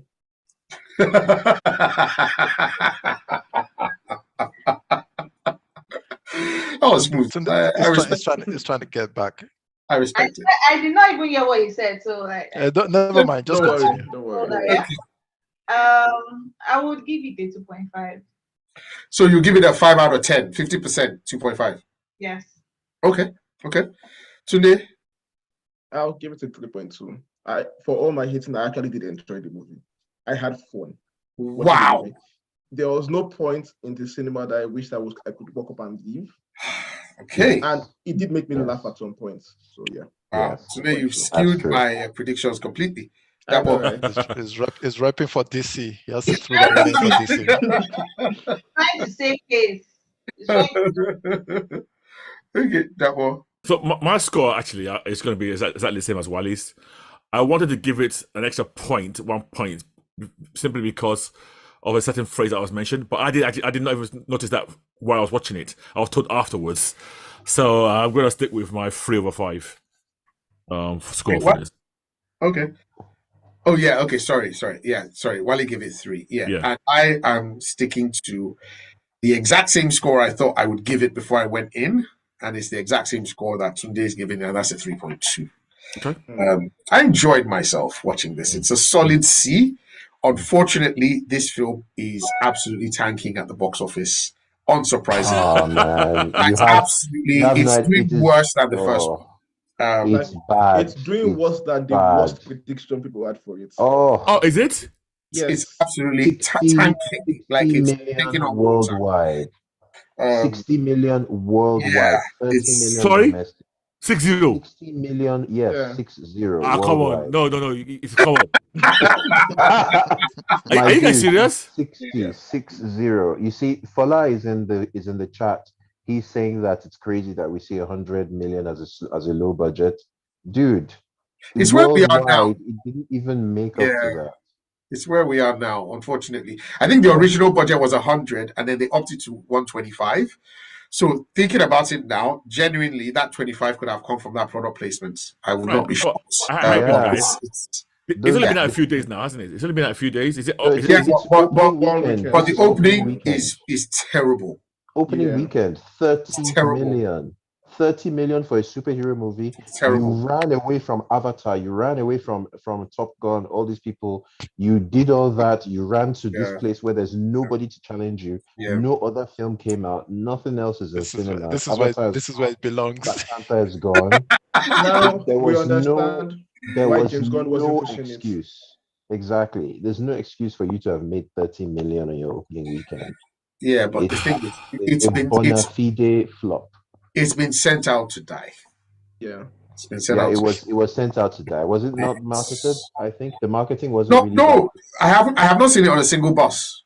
Yeah, I've not seen a and single piece of marketing. The for it. sad thing is, as a historian of superhero movies, the first ever live action superhero movie was Captain Marvel, aka Shazam. And it's a sad thing that now when they've come back to reboot it and Warner has done their own version of it, they can't even make it a success. This is the film, this is the character that started live action superhero movies. We'll have to wait for in the James 40s, Gunn the to first do one. his version. Even before Superman. We'll have to wait for a James Gunn Shame. version because this is terrible. It's terrible. Yeah. It got a B plus cinema score, by the way. You want to check the that's comments? B plus. That's Yeah, not B good. plus. Okay. Which same score that Black Adam got, by the way. Oh wow, that's a good question. But Rotten Tomatoes audience score is 88%. So Yeah, not surprised. I'm not so surprised. there are some people that like it. Critics don't like I it. though. I Critics think it's hate just, I think the marketing was just not there. They didn't push it. Yeah. And people thought, I can see people thinking, I can wait for it to come out on absolutely. whatever HBO or streamer. whatever. Yeah. I'm waiting. I'm not watching it. Yeah, especially people think. Yeah, it's I don't know probably I don't know how many people know that all of these things are not going to count anymore because of the whole new gun era. Because that could add to it as well. Yeah, people I'm might know sure. that the movie doesn't make any. That is like the last thing out of the Snyderverse, so they're just going to. The Flash. Yeah, the Flash is still coming out, right? And people are And Oh, Aquaman. man. they are really pushing the Flash. Yeah, So, yeah. They're not going to pushing tank. Aquaman, but they are really And pushing Aquaman, yeah, that's true. So sorry, Oh, do you want Aquaman. to check the comment Oh, before we transition to But spoilers? the Flash is more compelling though. If it's going to be the reset. Yeah, it's so gonna in be the comment, end. in the comments, so people are just want to see that. Okay. sorry. In the comments, people are just. First of all, somebody said they got Suedo's making threats at us for hammering him on Honsu. He said he's Is gonna it down catch with brother? Is it down with brother? us. That And guy. Nah. some people are showing I just saw that. surprise at they're showing surprise at that it's made 60 million, just like I was surprised. Yeah. And I'm somebody said, even with the Wonder Woman's cameo, that was on Bidemi. We'll talk about that. I want to talk about that. Okay. Okay, spoilers time. Are you guys spoilers? Okay, I have to step off now. All right. Okay. No, you don't need to. It's not a movie that can be spoiled like that. To be honest, It's not the kind of- I don't see how you can spoil it for you, if I'm being honest. yeah. Okay, go ahead. Continue. Okay. So into spoilers. Any key parts that Tunde, is there anything that you wanted to mention, particularly in spoilers? Something that you had an issue with? Don't you spoilers? normally give your spoilers Alright. warning? Yeah, we've Oh. given spoilers warning. That what Guys. spoiler That's warning what normally says. Yeah. here.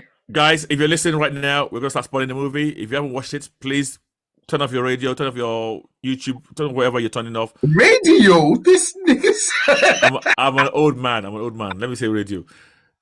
And come back. Your shortwave. Yeah. Yeah. Your walkie-talkie. Your CB radio.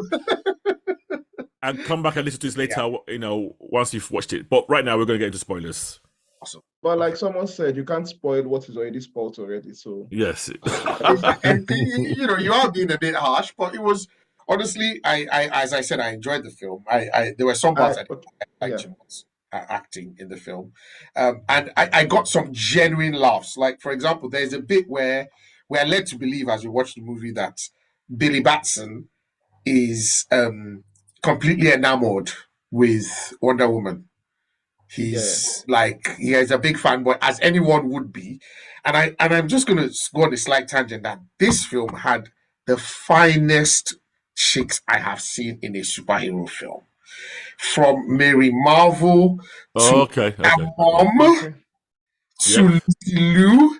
Helen Mirren was looking good. Cakes. Honestly, you are 100% on the ball there. This movie had Megan Good in it. It had Gal Gadot in it. It had can you, because you just mentioned, I was like, oh my god, she's actually here. And who the hell played Anthea, for God's sake? The last Rachel kid, Zegler. Rachel Ziegler, yeah, she's in one. Is it West Side Story or something like that? Yeah, You that's know right. her Yeah. character. You know her character was written really poorly, but I don't Yeah. care. It was telegraphed from the beginning. Yeah. That's part of this. That's part of the writing issue. Like there was no shocker. Even the part where Mhm. she's the third sister. Now, sorry. In the story, in the movie, sorry. There's a new girl that joins their school who becomes friends with and starts flirting with Freddie Freeman. But it's done in a bit of a ham-fisted way that it's quite obvious. She's like, oh, you're the kid that the heroes came to see. Oh, do you know any of them? Can you call them? It was just, I was like, this girl is not kosher. There's something about this chick. Yeah. And it turns out that she's the third sister, and they're trying to absorb energy and magic from the Marvel family. But yeah, Rachel Ziegler is another very beautiful person. But Wow. so we're led to believe that Billy Batson has a massive crush on Wonder Woman, and he has dreams about her. And So not dreams. You use the right word. Wet dreams. yes, as an 18-year-old. I'm sorry, Look it's at Nick's a face. biological fact. He was turning 18. I mean, it's completely Yes. natural. And in the dream, he and Wonder Woman are in Paris in his dream, and they're having dinner. But via his dream, the wizard who is in wizard prison is trying to communicate with him. So there's a sequence where Wonder Woman, there's a body of Gal Gadot, Not Gal and the Gadot. head. No, it wasn't. It was a stand-in. It was a double, Yeah. but it's close enough. But it was, but it was the head of the wizard Shazam. So it's the head of a black man with big nostrils on this very shapely woman, and it is, for me, I found it such a funny sequence, and the way the way the guy was acting like, Billy Batson, you have to go and do this. I was dying. So I thought that was funny. I thought the whole Solomon, and this is one issue I've always had with, and that I've had this thing, and I've had this argument with you, and you've not been able to explain it to me in a reasonable manner. Why Captain Marvel is so stupid if he has the wisdom of Solomon? And you say, okay, he has to tap into it. I'm like, that's bullshit. No, He doesn't have to tap into the vulnerability. He doesn't have to tap into a lot of the other things. Why does he have to tap into the wisdom? Because that's they how- won't be able to write him. That's always it's That's always Pitunde. it's always been That's it. portrayed. No, it's always been portrayed that he Right. has to access it and use it. Even in the comics, it's all like that. So what? And there's a bit Why of a doesn't- trope in the comics where Mary Marvel uses it way better than he does. Of course, But, yes. but he Just doesn't. like that, So, yes. Dapo, there's something I'm wondering. The idea that I had is that the Marvel family have just one each of the powers. One and- core strength. One core. Yeah, and Billy's the only one One who is has all the strong. powers. But in No. this movie, it looked like everybody could No, fly so and everybody could use lightning. and Even all in that. comics, they've always all had the powers. What they tend to do in some comics, they will say some of them are better at using some of it. So for a long time, Freddie Freeman was the fastest, even though they all had super speed. They say Mary Marvel was one of the wisest because she was willing. She had to use a tap it. Billy was always shown as the strongest, but they all had the baseline same powers. Okay, because I mean, they call him Captain All Power, right? Like he's the one that has all the powers. Yeah, You that, remember? No, they call you Captain Yeah. All Power All Power sidekick. sidekick. that was Freddy Freddie was Freeman. Captain All That was Power. Freddy, who was Freddy Mhm. Captain And All Power. in part one, they didn't quite show everyone using all the powers the way they showed them now. Anyway, enough about that. Let's just True. continue. Yeah. No, I get you. Yeah. Because in part one, Dahlia was just running. She wasn't flying. Yeah, But yeah. she could only Super strong run. one She didn't couldn't fly fly. either.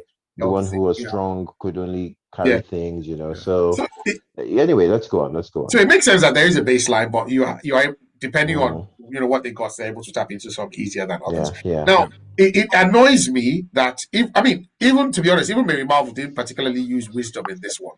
Yeah. You I know, don't, because there was- to be honest, I don't think she did either. Yeah, I agree with you. yeah, I- it was just I common agree. sense. Yeah. You can't use wisdom in a story like this. Otherwise, this film will end. in Yeah, 5 yeah, minutes. yeah. I agree. But even if there's one bit that you can show it or write the person out completely, I don't know, because he was just exceptionally dumb. Like he was solo man, solo man. I like, come on, So you've never I heard mean, of solo man. in a way, It was funny, but in a way, this film was trying to show, like, I guess, address people like you, saying, yeah, we know that he's not using the power of wisdom. We're going to put a stupid scene in to show that they've ignored it. It's that kind of cheap humor where they're like, oh, there's a problem with the script. Throw in a joke where we acknowledge that there's a problem with the script. that's- And You know then what? just You know what I move on. like? that's I exactly always what it like- was. Yeah, It's exactly I what always it like the made you look scene. For some reason, it made me laugh. was. Whenever I did that made you look, I always laughed out loud. It was silly. Well, it's you know another stupid. reason I like those scenes. Yeah, they were kind of stupid, but they were also nice in that this is a guy who has super speed. Yes. And one problem I have with a lot of these flying bruiser types is that they just don't use their super speed when they should. And it was nice for him to just always just kind of use it. But it's just like, okay, so the problem is that she has the staff in her hand, but she doesn't have super speed. So there's no reason that staff should remain in her hand Yes. a second longer than I want it to. Yes. So it's fine. I didn't have a problem with him just distracting people, then taking the staff from them. It was okay. There were some fun cameos as well. Didrik Bader was there, who voices Batman in Batman the Brave and the Bold. He was there as a teacher. And then there was the original actor, Michael Gray, I think is his name, who acted back in God knows when, the Captain Marvel TV Batson. series Yeah. and movie, Billy Batson, who acted as Billy Batson. So there's a bit where he appears and he's literally wearing the Billy Batson red and yellow jumper. And he's like, you go get him something. And I was like, oh, that's a good callback. And I think he was the one that called him Captain Marvel. I didn't hear that. And sadly, Yeah. Nuke, I think you're right. You're right, Nuke. He was the one. I He was missed the it. one who called him Captain I Marvel. totally Yes. missed it. Oh, wow. I missed it. That's the scene I Wale thought had to you would tell have me seen. after. Yeah. Wale told me, I'm so gutted. You I know. was going to watch it just purely again. Yeah. Because obviously that's one thing I wanted to hear in this. Somebody say. Yeah, Yeah. that somebody say it. Yeah. And the fact that they said it and I missed it, I almost feel like crying. Yeah. Of course, the resolution of everything, basically, it's now, I'm going to spoil it a little bit here. Right, so before you spoil, can I ask a question here? Yeah. And this question is aimed at you guys who like fantasy, Nuke, Wale. Yeah. The concept of the unicorn Ugh. being really, really evil. Is this based on anything? Or is it just made up? Because for some reason, it kind of ranks some bell in my memory back somewhere, but I don't know whether I was just... Oh, yeah. thinking Unicorn that. are evil bastards. Oh. Okay. I thought it was based on... Okay. Yeah, so yeah, that was actually legit. But I had Okay. a problem with the Tree of Life, and then they had this. You had a problem with it because it doesn't make sense. Yeah, they had this subplot about this seed that was apparently supposed to be about like an important seed. It makes no sense. The seed of life. Went It to makes get no sense. apple, Can I- and also it can I- went enough? to It nowhere. made no Can sense. I confess I something? do have a problem with that. It Where was else- where- ridiculous. where They else just would I- wanted a reason to say this is why monsters are in your world. Exactly. All they wanted, and they could have literally just opened the portal and say, "Hey, monsters, go inside, But destroy." I would have preferred that. It's the The whole section with the monsters was dumb. It was- And apart from that, it also kind of felt a bit like they didn't know what kind of movie they were making, because it's like, oh, this is a nice movie for kids, but people were getting massacred left, right, and center, Okay. and people were dying, and everyone was just kind of treating it like it was a joke. It was just like, oh, someone That died. one Oh, did- wow, someone died. Okay, let's run to this place. Oh, make sure you save everybody in the city, and it's just two grown people in a bus. I mean, it's like a lot of it was kind of silly. I wasn't But, sure yeah. whether it was supposed to be a dark film or a kids' film. It almost felt like watching the first Harry Potter movie and the last Harry Potter movie, Mhm. which are two totally very different films. But if Because- you remember in the very first because- Shazam movie, No, Wait. no. Because do you remember the first Harry Potter movie or the early Harry Potter movies is where we get introduced to, the library where there's a pen, Steve. Yes, That's just fine. I writing by understand that. I understand Yes. that. But the end of that movie was serious because You know, Yeah, exactly. It was chess game, but it was tense. There was no tension here. no. I mean, I think the first half was great, and I the last, think she should not have said tension, not tension, but it felt like Yeah, but a movie for kids. can I remind you of But there something? were some themes and some parts, and I thought this is a bit mature. Can I remind you of something?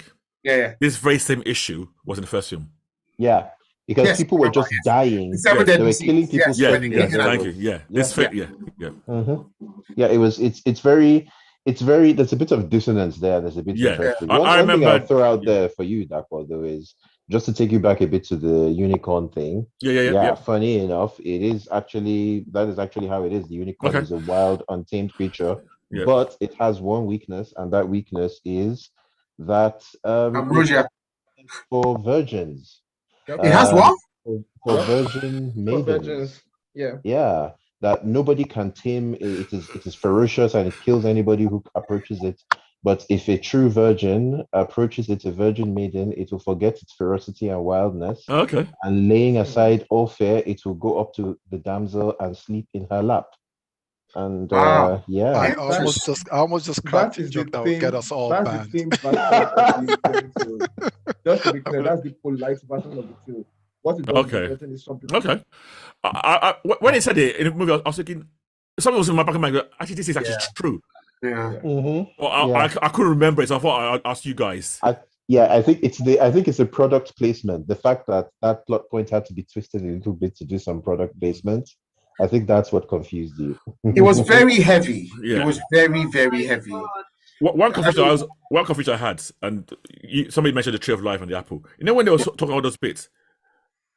For a minute, I thought they were talking about Norse mythology, because that tree of life. There's so many different fantasy and mythological settings. They had a that golden you have apple, to then they had this tree of life, and I thought, trees of life appear in all kinds. Okay. Of mythology. There's supposed to be Greek goddesses, right? And another disconnect that I had was with Lucy Liu. I wasn't so that's why I'm blaming the writing, right? Because Exactly. it's very clear to know what our plan was as a villain. Do you want to take over the whole world? Do you want to take over this small corner of this is it's just I don't understand.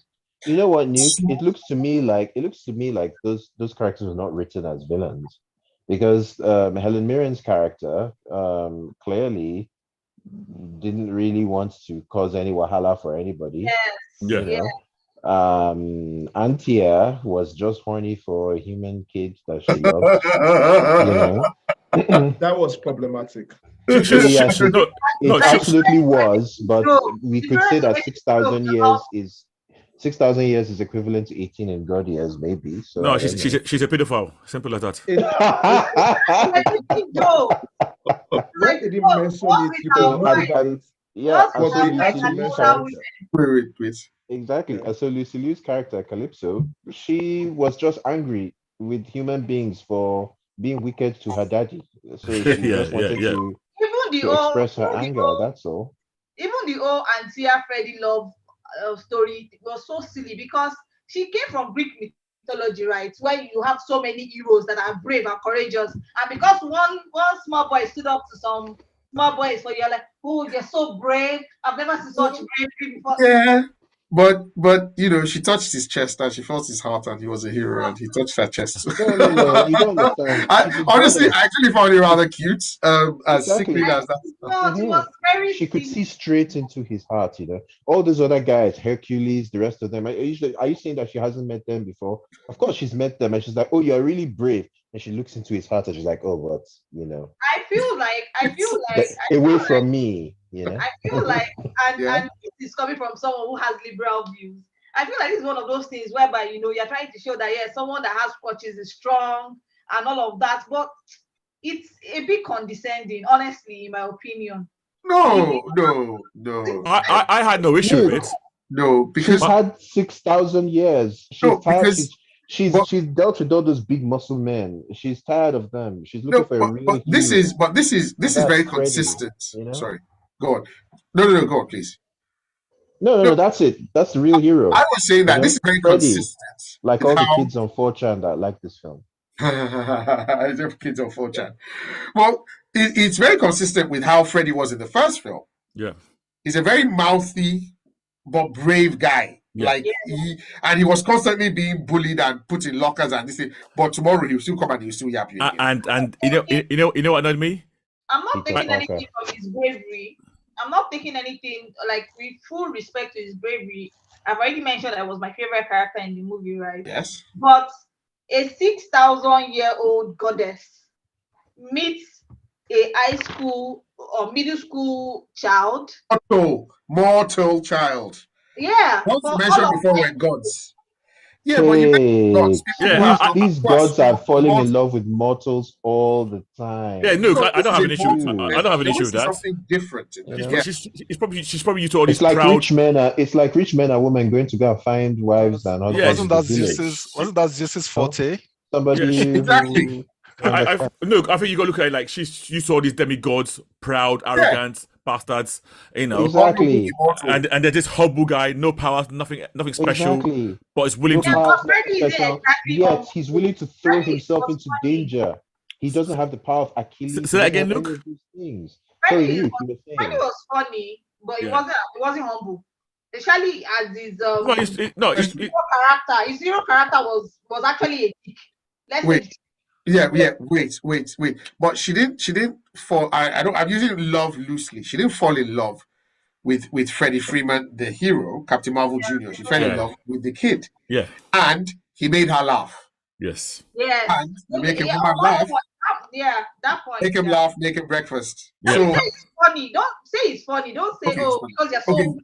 brave. okay, he's No. okay. To He made her laugh. be honest, and to be honest, one thing I'll say, and this is a negative for the film.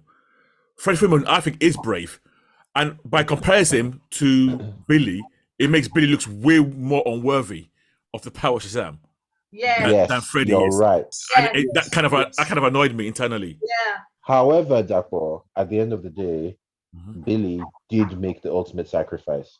Yeah. Billy did the thing where he was like, right, the only way we can do this is if I die. Right. And Well, I'm it- going to go and no die issue- so that no- everybody else can live. Well, no you issue know? with that. No issue with that. Yeah. So that, yeah. But yeah. he got the power originally when, to me, he'd done nothing to show that he's worth of that power. Or unlike in the comics and the books. Except for the end when he sacrificed himself. Yeah, but he's already got the power. He means at the point in which the power was given to him Him. by the wizard, Oh, he I hadn't see. proven himself yet. And Yes. that was something that you mentioned from the first film. And that's But correct. that's also a plot point too, isn't it? In that he's thinking he's unworthy of the power, and everyone keeps telling him, "No, you're worthy of the power. No, you're worthy." Yeah, of but the and that's Why my are point. they saying that? He They, hadn't proven they say it. it, but there was nothing to show to back that up. It was talk. Yeah. Yeah. Actions to me did not show it. You're right. Anyway, you're right. It's like people were just. It's just like because you're the main character. Yeah. Was the Yeah. That's what Yeah. we're saying. Like, no, Yeah. you keep the power because you're the main character. So Yeah. if You're there was a someone wizard, who could Harry. see the future, exactly. If there was a Okay. character who could see the future, like, no, you're destined to be the hero, something Yeah. like that.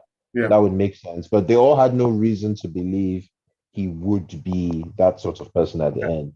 You're right. He hadn't done anything to show he and would do that. There's a weird thing, and something that I actually quite liked about this film was that it was set, and I know it's very weird, but because it was set in Philly, I was happy to see another city apart from New York or Metropolis or Yeah, I like Gotham. that.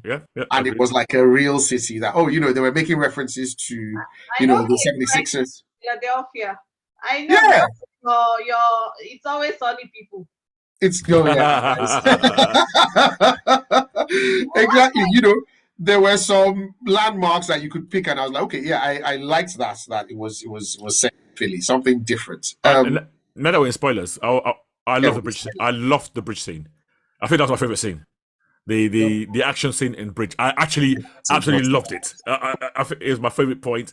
I like seeing them all together, kind of a montage of them doing superhero stuff. And I actually wanted more of it. I didn't really like the end fight that much. It was so short. Like I don't like it was. I'm barely sorry. Yeah, the end fight got to the point where they were firing lasers at each other far too quickly. It far too quickly got to the point where you didn't really care what was happening. I mean, because you already knew what was going to happen. The end fight was just so happened to be the dragon Lucy Liu's character and Captain Marvel in a dome that had nobody else in it. I mean, that was unlikely. It's Conveniently, unlikely. yeah. Conveniently, Yeah. that there was It's like nobody else. you're watching. It's like you're watching a game of Mortal Kombat, and you know who's supposed to win. Yeah, You know, exactly. You're what's like, the okay, the point? two of you, but there are no civilians around. You guys are Mhm. all safe. Conveniently, Helen Mirren's Yeah. character is able to shrink the dome down, so he just felt a bit convenient. But Round one fight, you're just going to be hitting each other, and it's like it's of no importance. So I get it. That part was also kind of a low yeah, point. Yeah. So there was enjoyment, but there was also some low points. Yeah. at the end of the movie, Billy Batson dies. Right, Tunde, Yep. are you still with us? Yeah, I'm still with you. I'm just Billy Batson dies at the end of the movie. He And literally dies. Literally dies. And surprisingly, I would not have been upset if they left it that way. Yes, I actually wish they had left it. I wish they had left it that way. Yeah. It would have been a very good sacrifice as well as an end, Just send it an off. organic end. Yeah. Shazam Captain Marvel story. Yeah. And we'll Hicks, just, everybody be like, Are you sure you would have liked it? I would I have would liked have. his sacrifice. Suspended. From a continuity point of view, And Captain in narrative Marvel standpoint, ends. Now, if you want to give us another one, fine. Are you sure? Because Honestly, I would have. it's kind of Especially- like Okay. They did not do his wake up scene well enough in my own It book. did, Because, you know- especially as the resurrection scene was sequenced, Cringy. was so bad, Yes. so bad. Yes. It was My Little Pony bad. It was Yes. Yes. they did the death scene for me really well. The emotions were there, like, and the fact they kept hammering home that okay, this guy is dead, this guy is dead. I think they did that They really should well. have It was left. like, oh, okay, this is a good send up to the character. It worked in the moment. Let me tell you what I thought. So I thought that okay, this was going to maybe be a flashpoint paradox thing, and James Gunn would just start again, like, okay, fine, afresh. Shazam has died. This person has died. I don't know how yeah. or anything like that. Malik, whoever, yeah. Yeah, I don't know. I don't really know how he plans to do his thing, but I honestly thought it should have stayed dead. And on Sunday, I was calling you before because I just remembered something that made me laugh in the movie. You remember those scenes where he's writing, he has the Oh pen. my God, The magic pen. Those I scenes, you was remember? dying. You remember the scenes from The Office when Michael is making people go to have like silly meetings? I swear, I felt like I was watching The Office. Michael Scott was doing what? What was he doing? Like when he has like his silly meetings, Yes. I felt like I was watching The Office. Oh, and he's like, Jen, take that down. Yeah. I like the scene of the gods reading the Yeah. message. Really Yeah. Oh my Yeah. God, Yeah, that was funny. was finished. It was so ridiculous. Well, is it one thing I must say about that death scene? Oh, And maybe this is because I don't know why. Even when he died, at no point did I think he would be dead. I hope, yeah. I just kind of because knew. to me, the death was meaningless. Like the whole idea is for the whole film, he's just been quote unquote unworthy, and then he just randomly sacrifices himself at the end. The end. At that point, it's like, oh, now the film is pointless because we have this guy. He the first movie he was trying to find his family, and he discovered that his found family was better than his original family. And now in this one, he doesn't want to lose his found family. He's trying so hard not to lose them, and then eventually he chooses for their lives over his own. The end. Like what happens there? Like Okay. why is that the case? Why is that okay. important or interesting? You know? But this situation now where he's come back, it adds nothing. He's chosen his family. The sacrifice has been blunted. That's why if he had died, that's it's the like thing. ultimate But that's the sacrifice thing. as a hero. But that's the thing. Heroes. Okay, sorry. Yeah, but that's the thing. He comes back and then he lets them go. You understand? The act of self-sacrifice was basically him finally letting go. And the fact that he was willing to die Wale, at you that are point. rewriting this movie. You There know. was No, no. There I'm was not. no. I'm not rewriting it. I'm not rewriting No. it. I'm just taking out. I'm just taking out the only piece of meaning that's in the film. Wale You know, has a I did point not get that. I did not about get the that. thematic that I narrative saw. of the Yeah. movie. It That didn't, was the deaths didn't fit the narrative of the movie that exactly in this the character only arc so far. exactly the only point of the film was that. So if you just Yeah. killed him, it's like you were telling us a story and you said, and then the main character died at the end. No, And but I'm this like, happens in. But the thing is, it happens in Greek stories a lot, where the hero sacrifices himself. I mean, it happens all the time. They didn't. When you sacrifice yourself for the greater good, or it's part of what we're talking about with yeah, Ant-Man but and the Wasp, where we the said, theme of the movie wasn't sacrifice. So Ant-Man and the Wasp Yeah. sacrifice would have been great there, because in that particular one, it was really all about Ant-Man and his what? I said that No, from. but I was thinking yeah, about that from no. I yeah, think I the was, film I had was very. so many things that were just not. I mean, talking about the thematic plot of this, You know. I had a big issue with the whole family, him aging out stuff. That was stupid writing. Because any logical family, the parent would have had that discussion Yeah. with just a year, not even just a year, like a year or two beforehand. No, Yeah. we're not sending you back to, we are a family. We bought the house. They didn't even know they had bought the house. For a child that has abandonment issues. Yeah. Yes. And so I found that a bit. Yeah. And then the mother is wondering why he doesn't call her mom. Really? Yeah. Yeah. Don't worry, it will happen. And then he says it's so cringy. To be honest, I found that cheesy as well. It was a terrible scene. Yeah, It was a terrible scene. Would you where rank she it as talks a about, she Martha says, moment? "You will always be brave," and in my heart, something. I was like, "You've known it for 2 years." So Wally, you said That's not something? enough. I was asking Nah, Chris it's fake. whether he thought it was a Martha moment. Oh, okay. Not as bad as, come on, Martha is right off there. Martha is right off there. No, I just thought it was corny. They were trying to pass a message, but they were a bit too heavy-handed with it. Yeah. What, Nukes, you want to say something? Yeah, I want to explain because I was just thinking about what I said and what Wally said. So I'm saying the death scene. Honestly, because I feel so strong about this.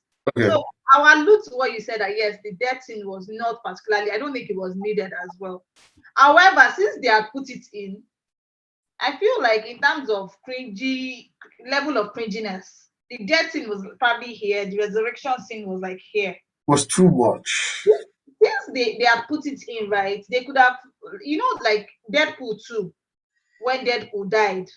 And then People then went, look at how that happened now. Yeah, that was my But no, Wonder Woman strolled in like one ball. Yeah. Like, But you know what, Nuke? If you think about it, if you think about it, if you look at Black Adam and you look at this film, both of them were trying to get some fan service points by bringing in actors that people thought had left the DCE franchise. Yeah, so it's like, how could you get Henry Cavill? Is Henry Cavill still here? Is Gal Gadot still here? So if the Snyderverse was still alive, those would be reasons for fans to jump up and down and celebrate, right? So somebody was just like, okay, we're going to reintroduce Gal Gadot into the universe in this film with the resurrection scene. So yeah, it's cheesy, but I think they wanted it to be cheesy in that the cinema is filled with people jumping up and down, shouting and screaming. And then, sorry, no, one second. And then the resurrection scene or sequence. We're told that the staff can bring him back. This wasn't mentioned prior. It wasn't mentioned at any point in time. Somebody just says, "Go on." You are expecting too much logic. Like, but my point is, it was just a tool to bring Wonder Woman in for a cameo. My point is, that is exactly why I say that entire sequence could have been scrapped. It is actually even more detrimental. But that's the problem. The sequence was there for that purpose. But my issue with that sequence was the fact that they even showed Wonder Woman were half of her beforehand. To me, that undermined it. Which part? Sorry, the wet dream bit. Oh, that part. I think that undermined her appearance later on. Because as soon as I mentioned God, everything like this, because already you've reminded us about Wonder Woman in this film. Yeah. So the moment you mentioned a God, I knew it was going to be her. Yeah. But you know what? You know what, Dapo? At that point, what's happening is they're trying to manipulate you. They tried to manipulate and they failed. You know, with the first film, they had a Cavill stand-in. Yeah. And they quote unquote could not afford Cavill. So with this one, they were teasing. With the first Wonder Woman, it was like, oh, did they get her? Did they get her? Did they get her? And then they do the joke, and you're like, oh, they didn't get her. You know, at that point. So later on, when they start talking about her again, you're supposed to. Yeah, but Wale, that's totally undermined by the fact that DC themselves told us she's in the film. Yeah, they told us before the film came out. But she was I read she was not credited, so no, they told us trailers. They dropped it's in the trailer before the film came out. Oh, with her face. Well, so in the end, again. Oh, they showed her face. Okay, yeah. That's it. I just felt even as a Deus Ex, it was bad. Because out of the blue, now we're resurrecting heroes, right? So, and now that means effectively now we've got the power to resurrect heroes because we've got that staff, even though it's with the wizard. So none of them can die because obviously. No. I think. No. Flash will fix all that. Of a god. Flash will fix all of that. Yeah, but the spark of the god is now in the thingy. That's why it works. It's glowing at the end. That's why he came to take it. They needed the spark to jumpstart the staff, and they need the staff to wake it. So the Flash movie is going to fix all of that. Once he erase all this nonsense in the Flash movie. They just left it out. But anyway, so yeah, Gal Gadot shows up looking absolutely fine. She's not actually there. Stop rolling your eyes today. I'm rolling my entire face for you. Roll your soul. Your soul will roll. She's not actually there and if you notice that when you're watching it, she doesn't interact directly with them. Like when she so she basically acted to the camera. Is that what you're saying? Yeah. Okay. And the staff in, and then they swapped it out, and then she leaves again. And I was, to be fair, I was quite happy to see her because she. Right. No, let me explain. Well, of course you are happy, dude. No. Sorry, let me explain. I don't know why he's explaining. We know why you like it. Why are you explaining? You guys explain, dude. Wait, I have been almost the most anti-Gal Gadot person. Wale is the Gal fan. Okay, so let me open this yash now. It's Wale. But what I mean is, I like Wonder Woman, not necessarily Gal Gadot. What I mean is, she wasn't my first choice for her, by the way, but she has acquitted herself very well. Okay, what I liked is the fact that she clearly likes the role. You know, she doesn't come back grudgingly. She doesn't come back, like, oh, they didn't pay me. She doesn't say shit about the role. She acknowledges the impact that the character has with young women, with kids. I like that. I like the fact that and on her career. Yeah, and her career as well. Yeah, absolutely, 100%. Yeah, because there are people. Let's be honest. I mean, Superman is Henry Cavill's biggest role. But there are some people that will act like this role safe. Which kind of they are disturbing me too much. No, be proud, be happy. Say if they want me back, I'll be there. Not doing carry shoulder that I'm never directing any film under James Gunn. But anyway, long story short. Moving on, let's talk about the post-credit scene. I think Nuke's got a comment. Post-credit scene. Yes. So there were two, by the way. Yes. Oh, really? Oh, I didn't see that. That was the Peacemaker one, but the one I want to talk about is the one that had this Dr. Savannah guy. Dr. Savannah. And it's like a cricket or a caterpillar or something. Yeah. I don't understand. Mr. Mind. How is that a powerful villain? Mr. Mind. It's a joke. It looks like Plankton from SpongeBob. It's a joke. Wait, sorry. Did I miss a post-credit scene? Yes. I missed the post-credit scene. Yeah, I missed one. It was so ridiculous. When I saw it, I right. So I missed that one. So Nuke, apologies. I did not see that scene. It's a stupid joke. Like Mr. Mind comes in that, I'm a caterpillar. I only have to work everywhere to go and make my plans. I have this big master plan, but because I'm a caterpillar, I can only walk so fast.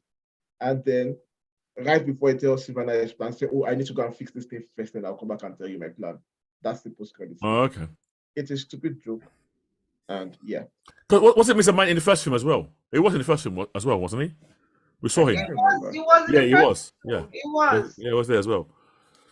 I mean, my issue. Okay, let's talk about post-credit scene. The one I actually saw, which is the Suicide Squad. It's Suicide Squad. Yeah. Peacemaker. Yeah. Well, the team. Peacemaker wasn't there, was he? It was just the two. They were in Peacemaker. Yeah. They were in Peacemaker.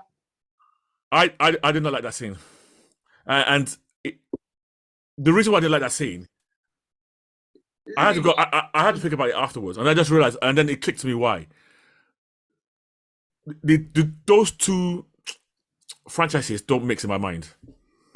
No, actually, it's not Peacemaker. They are inviting him to join the GSA. No, I know. Honestly, no, I know. But I agree. GSA. But they sent the character they sent to me. I associate with Suicide Squad / Peacemaker / But she was also in. Yeah, I know. Yeah. In Black Adam. Yeah. Apologies. But when I saw them, my man just went to Suicide Squad straight away, and I thought, why are you two serious people coming and talking to this idiot? I heard that he was supposed to be recruited by Hawkman and yes, I heard that afterwards. Yeah. Oh, and they could not get them. Yes. And since there is not going to be any GSA anyway, so they just give it to Harcourt and Economist to go ahead.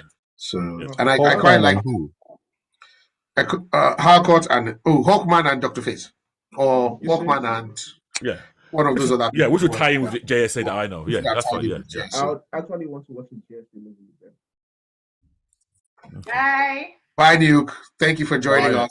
Thank you. This was way more fun than I expected. Back to have fun. Yeah, I was a bit worried. I felt like you guys had set me up for something. No. I mean, that will be the next time. The next time we call you, that's when it's thank you for letting me know. So thanks for joining us.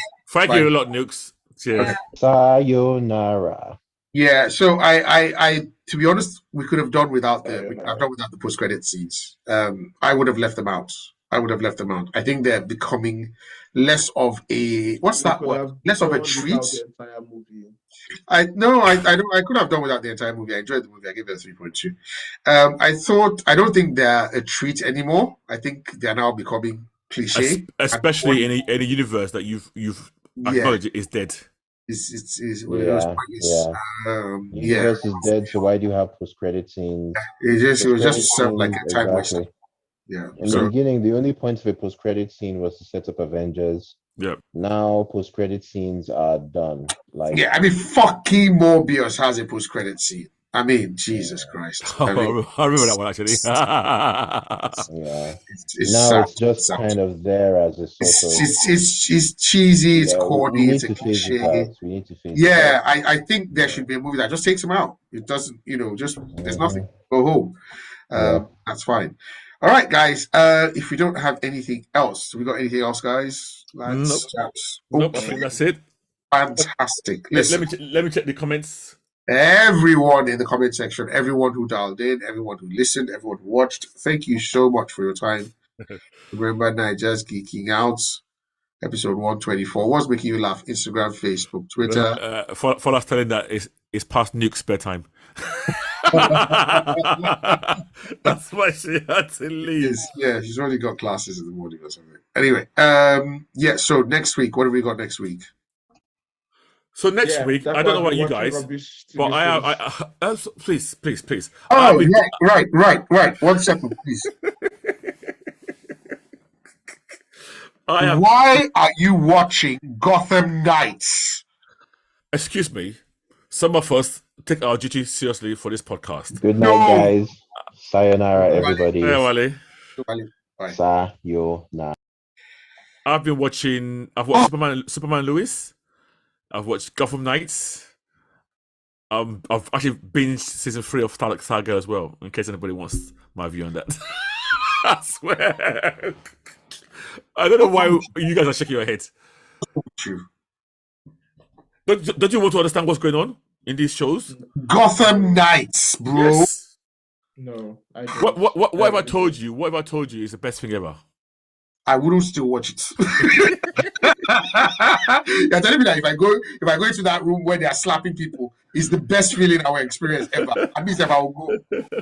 Guys, okay. I guess We'll talk about this next week. Yeah, that will give us his take on these series. Yeah. So thanks. Remember, thank you for listening. Remember to rate, like, subscribe, Naijas Geeking Out, Twitter, Instagram, Facebook, and we will see you next week. From me, goodbye today. See you guys next week.